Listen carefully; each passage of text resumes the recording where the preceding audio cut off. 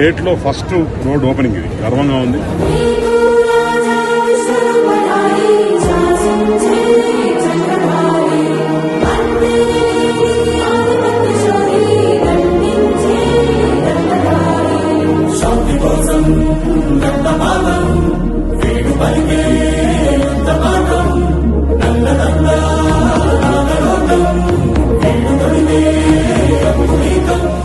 ఇంత ముందర పాత ప్రభుత్వంలో 5 సంవత్సరాల్లో మూడు సార్లు కొబ్బరి కొట్టారట.